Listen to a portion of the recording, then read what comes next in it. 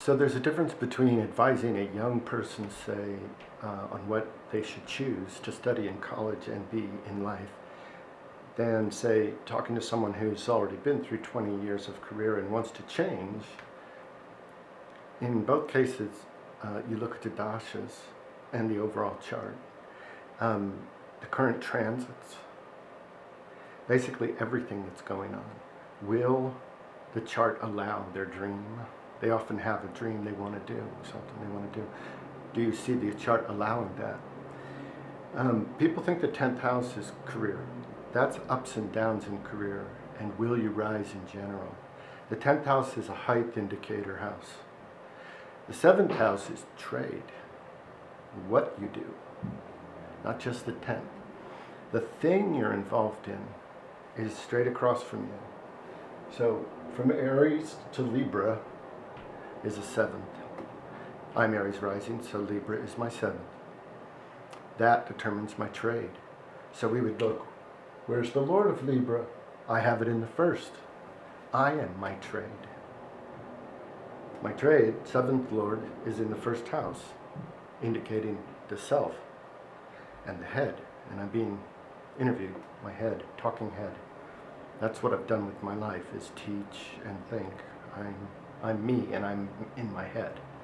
That's been my career, correctly judged, very simple. The 7th Lord is in the 1st. I'm my own career.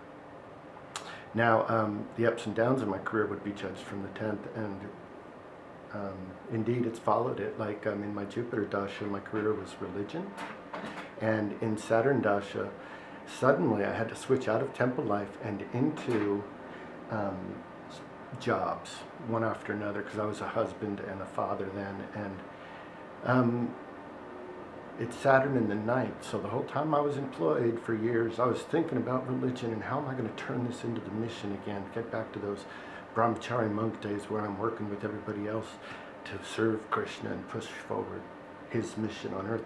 I was always thinking that, and then I found Jyotish, and I found a way to merge programming with something that's a Vedanga, something that I love, that Krishna loves, and Whammo in 93. But I worked from 86 to 93, 85 to 93 in jobs, various jobs. And every time I was thinking about Krishna, and I would talk about that with the employees and stuff, and I would eventually quit. Now, to really think about your career or a change or something, first of all, what you do in life is most determined by your Lagna and Moon. Those two are the most sensitive points in your chart. Therefore, they are filters. They're weakest links. If they're weak, everything is harder. Okay, just to be general. Like I have a weak moon, and my Lagna is mixed. The Lord is 12th from the 1st, which is not good, but the 1st contains a Brahmin planet, Venus, aspecting its own house, the 7th. That's good. And another Brahmin planet, Jupiter, aspecting from the 9th, exactly upon the Lagna, from its own sign, in strength. So the high priest is aspecting myself from strength, in the house of priest and God, and the other Brahmin planet from the 7th came onto me. Now the 7th is 4th from the 4th, the mother's mother. What comes to you in life from your parents automatically is your career, sometimes, often, partly. So your mother's mother, her genetics, somewhat determine your career. Now think of the 11th from the 7th is your 5th. The gains of your trade is your 5th. The creativity of your trade is your 11th. The home of your trade is your 10th. 4th from the 7th is the 10th. So when we examine the 10th, we're examining what's going on in the home of the trade. That is where most people are concerned. What's going on? They sort of know who they are, but they want to know what's going on. So you would look at the 10th Lord, current transits upon it, and the Dasha, the current Dasha and Bhukti Lord's relationship with the 10th, to see. For example, the 10th Lord is over there in the 3rd, let's say.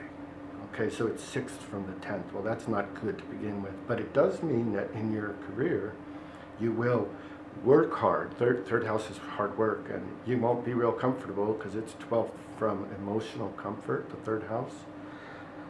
So you'll be a drive around the city, go, go, go, a Gemini type of thing. That's just what that Lord being there says, just by the distance. 10th in the 6th from itself, in the 3rd, means that, just by itself. Now, if transiting over that right now was Jupiter, he expands things, but in a good way. So that would be going on. You'd be getting a raise, or you'd get more work, or you'd get a bigger route, or a bigger set of clients, and more work to do. And you would feel lazy because Jupiter in the 3rd makes one feel lazy, but it actually is expanding your work because you have your 10th Lord there. And let's say simultaneously Saturn is transiting your 1st, and you're feeling kind of old, worn out. An astrologer should look at all of these things and see. This person is, an astrologer can see looking at a chart. Someone asks, what's up with my career? An astrologer should look at the chart and go, how's his health? How's his mind? What are his desires right now? What's going on with his family life or her? How old are they? What sex are they? But once you got those basics about who they are, their age and sex in your mind, and you know the society they live in, you look at what's going on with them. And you might notice things completely different from what they're talking about. Like a woman talking about a new career. Why? You see, she's getting a divorce, or there's terrible stuff going on with her husband, planet, house, karaka, and maybe she's not going to be provided for anymore and needs income. And then you see that her natural way of getting income is through feminine beauty products because of certain planets you see in her chart. So you say, why don't you try feminine beauty products? And she goes, I was thinking of that. Because usually they will be thinking about whatever's right for them because they are them. Their life is their chart. Their chart is their life. Your correct prediction is simply telling them what they already know in one sense, if they're normal people. If you talk about the distant future, that's a different thing. When I was 21, an astrologer told me I was going to be depressed when I was older. I did not believe him at all. I was such a happy guy until 34. Okay, you want to judge everything from the 10th. Watch this. We're starting at the 10th house, and we want to think about now. Let's look at the 2nd from it. That's its bank balance. The 11th. What's going on with its bank balance? My career's bank balance. Just think of it. My career's family. My career's mouth. These are all 2nd house things. Then the 12th is 3rd from the 10th. So those are 3rd things for the 10th. Okay? The 1st house is 4th from the 10th. Those are, therefore, the real estate of the career is you. It's inside you. But it's also the building and the vehicles related to the career. The 1st house is that for the 10th. The 2nd house, your 2nd house, is 5th from the 10th. So it's the creativity, the teaching aspect, children aspect of your career. Your career having babies. People who want to start a chain of stores, their career is having babies. That would be their second house, first and foremost. And then your 3rd house is the 10th, 6th. Your 4th house is the 10th, 7th. Your 4th house is very important. It's the others in your career. If 10th is rise, and you work at a big company, in one sense, 10th represents that person who's the CEO. So you might be having your 10th Lord in the 4th. That means you're an other to a high person. You are an other to a big person. Often, people who are in the military will have 4th house placements because they are others to the big government. Then the 5th is 8th from the 10th. The 6th is 9th from the 10th. The luck of the career is your 6th house. So let's say A person has Sarala Viprit Raj Yoga, which means all the Dushtana lords are in Dushtanas. So, or some other way, let's say that their sixth house has been destroyed as debts, diseases, and enemies, thus converted to friends, health, and wealth. Ninth from the 10th. A person who has Rahu in the sixth, say, Rahu will somewhat bring down the sixth abilities to act. That's good because it's generally a malefic house. They are lucky in that they're not attacked by those things. So the fortune of your career is to have a helpful sixth house. People who are top cops, top surgeons, and well, let's start with those two. They have planets in the sixth. Like cops and fighters will have Mars there in dignity, like in its own sign, or in a Mula Tricone sign somewhere. So it's happy. Strong Mars in the sixth makes a person a fighter. Okay. So often cops and, let's say, spies or people who work for the police department as investigators very often will have Scorpio in the sixth with Mars there. They have energy to secretly investigate the enemy. See that? Bruce Lee and Chuck Norris have Mars in the sixth in Aries. They both have that fighter placement, these two most famous karate stars in America at least. So then we go on. The seventh is 10th from the 10th. That's true Bhavat Bhavam. The seventh is the career of the career. Hence it is straight across from you. It's your trade. It's what you're born with. Your father gives his 11th. Your father is 9th. His 11th is your 7th. So father donates gains, some of his gains to you, and he has desires upon you to take over his career and be his friend. That's why 7th is 11th from 9th. He wants the child to be his friend and follow in his footsteps. But his rise in life, the 6th, is to discipline you. He rises in life by being hard on you. That's father. Mother, her 10th, is your first, so she does her job if she simply raises you. So 10th from the 10th is the 7th, and that's going to be the career of your career. So one could esoterically look at that Lord and the situation with that house to see kind of like a double lens, twice as far to the moon about your career, but that starts to get quite esoteric to take all of this into account. I can do that. That's why I'm good at astrology, is because my mind can take big things into account, big systems, and hold them in place. Lots of things, markers, hold it all in place and come up with something from that. Without following rules. I don't follow rules. I follow the truth, which is all these things I'm talking about. So you examine any house as if it's the first, to know what is going on with it now. How? Where the natal planets are, those are always there. So that's kind of you from that house, okay? But the transits are activators. Even the lugna, transiting lugna every day around your chart, activates things as it hits them. Oh yes. So when the lugna throughout the day hits your moon, then your sun, then your Mars, those are moments when those things rise up in life.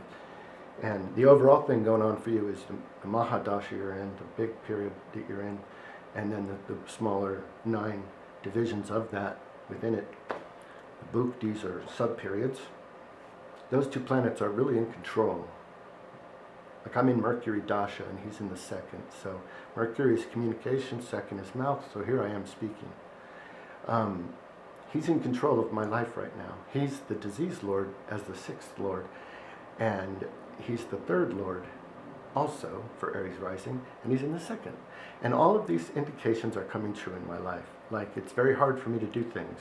3rd lord is 12th from itself, into its own bed. My get up and go got up and went.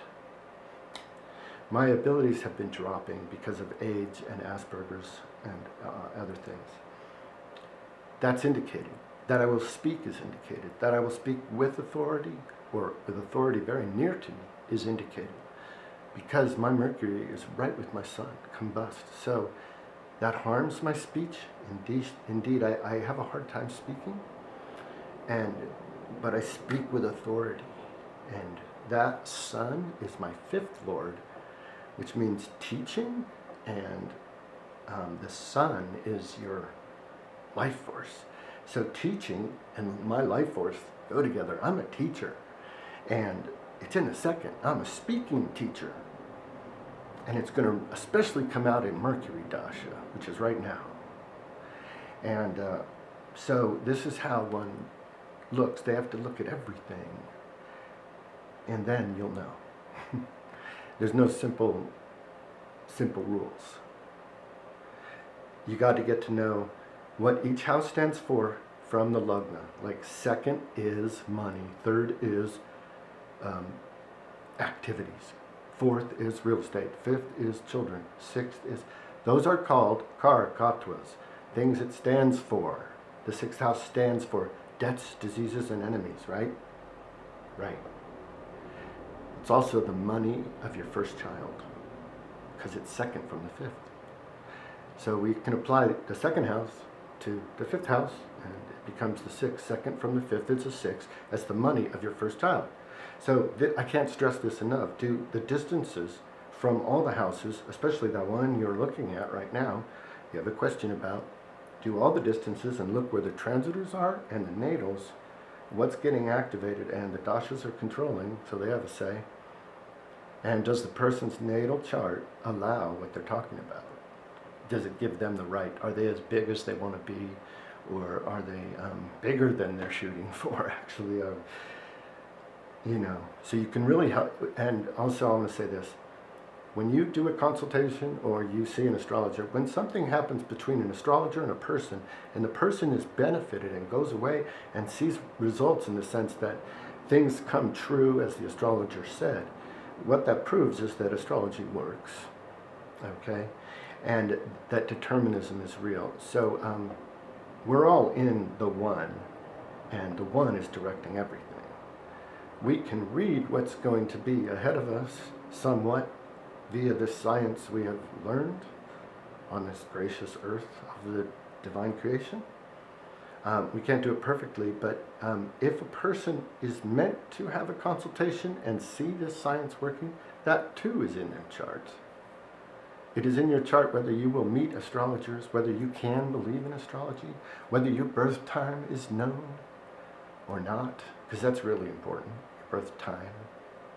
So everything's in your chart, including whether you'll get a reading on a career and find the right career through your chart. So if that's not in your chart, you can't get a right astrologer to read your chart and get a proper reading, and you get all confused, and that's your lot. That's your lot in life. My lot in life was to soak up astrology fast as could be, and now I have to actually labor to speak about it. I used to love it, but after 20 years, it's it's old hat.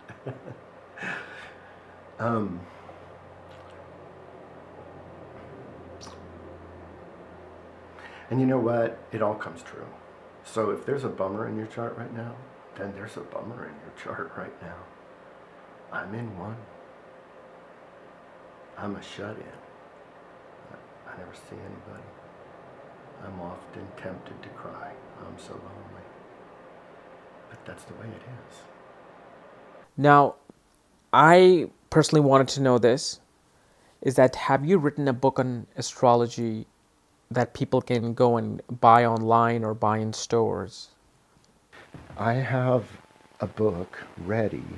It needs to be proofread and a few little graphical things. It's ready otherwise, and it just needs to be published. So I have one ready, and then I have tons of other writings ready to be also proofread and published that I've gathered over the years that people loved a lot when I wrote them and posted them in very small groups. So they should be made available widely because I have a unique view and a unique way of teaching Jyotish. Yes, so I have these things sitting.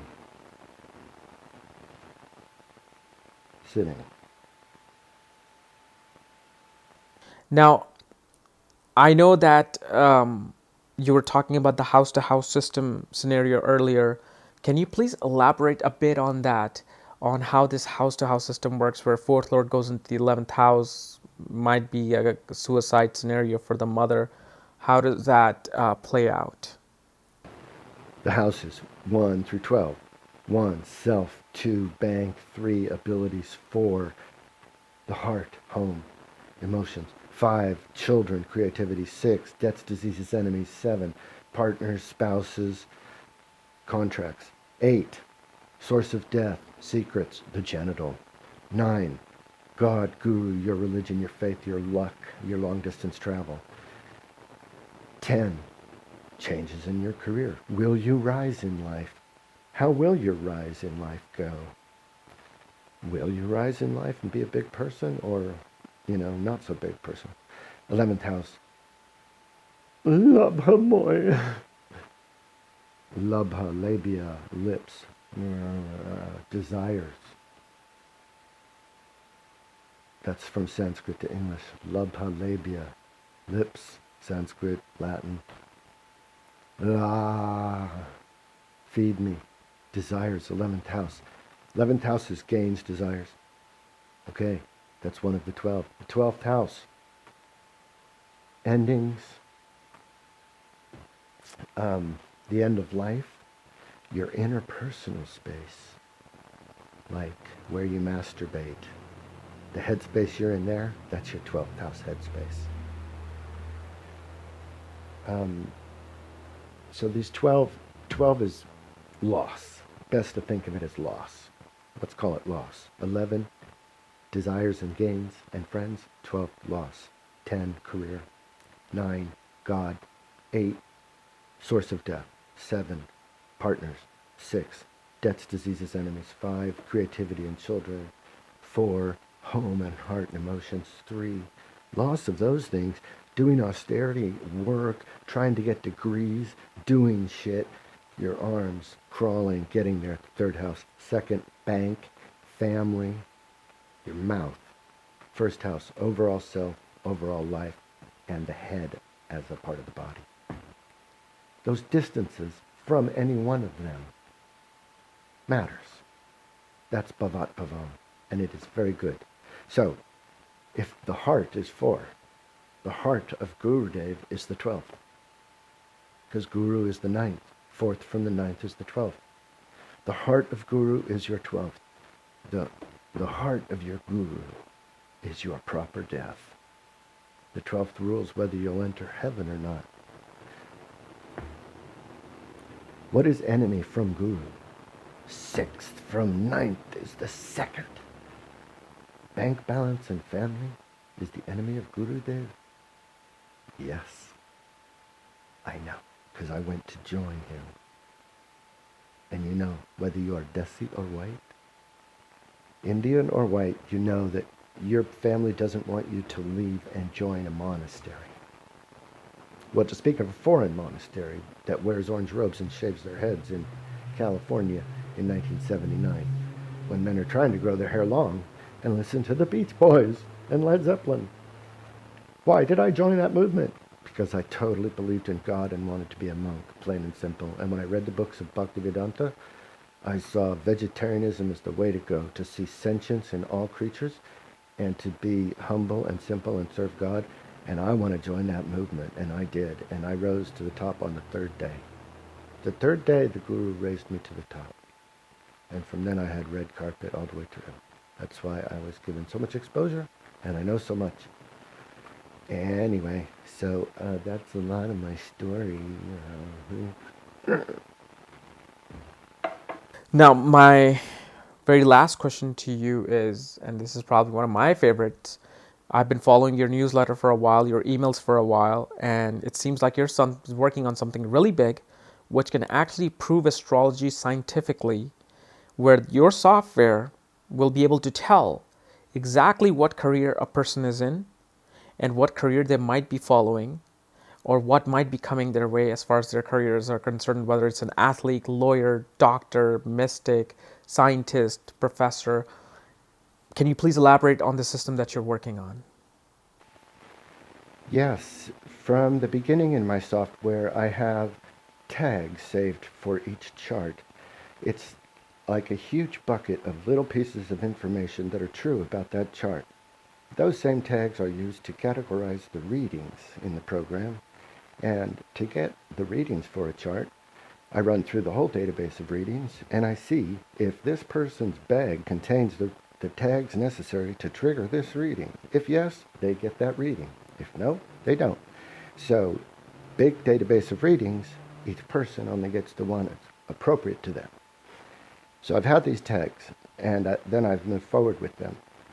I had someone put the professions of all the famous people I have, 3,000, put that in a field so I could sort by profession. And in my program, you can create multiple lists. And so then I added a feature that would histogram the tags in the group. A profession, say, athletes, criminals, religious leaders, politicians. So it would take all their tags, see how often each tag replicated was found in the group, contributed by a member, add up the number of tags, and create a list of the tags with the number of times they appeared, descending, the most appearing at the top, to see what tags that group shares and has. That was achieved a while ago. Next, recently, I added, now let's compare. Let's put a button on the window for each of these careers sorted tag lists, which are related to a career, compared to others. So by each line, it goes around and sees if the other groups have this tag, and it counts how many do and how high in their group was the tag, comes back and compares it to itself and stores some statistical data, and moves on to the next line. After each one has done this to all the others, I have these new lists. Well, it's the same list of tags, but it has all these other columns I can sort by, and I can sort by multiple columns, by logic. And in this way, I'm trying to find what tags differentiate groups of people from each other, and I have hopes. However, I have not yet perfected it. I did do what I just explained, and then I reran it on the database, and I have some more work to do. I may have it. There's reasons for me to think I do have it, but because I ran it on everybody, not just the ones I gained the knowledge from. So it depends on various factors when you're doing statistical work. So it's very interesting if it can be worked out in a formulatic way in code, all of this, which I think I'm close to, then any lists of charts, can be people or anything, that are logically grouped and comparable to each other in some way, can be run through this, and then the difference is known, and then that can be used in advance on new people or new ideas or investment peaks. I personally do not like that banking system. However, it's out there. So it is an extremely exciting bomb of scholarly Jyotish research, statistical method, computer possible only. And again, I think it's amazing that I get to be the witnessing soul that gets to witness the incarnation known as Das Gorvani and see this life from inside, although it is not mine, as nobody's life is theirs. To see this property of God, being directed by God to study these sciences and spread it on earth in this way, I am very grateful to be that witnessing soul. I have no idea how I came in contact with such good karma. To be white, whisked off to India at a very young age, taught everything at the top, allowed in as the youngest member in groups of men at the top of really serious Hindu ashrams. And I was able to learn it all. I was able to absorb Sanskrit and Bengali and please sadhus very easily. It was second nature to me. And where was I going?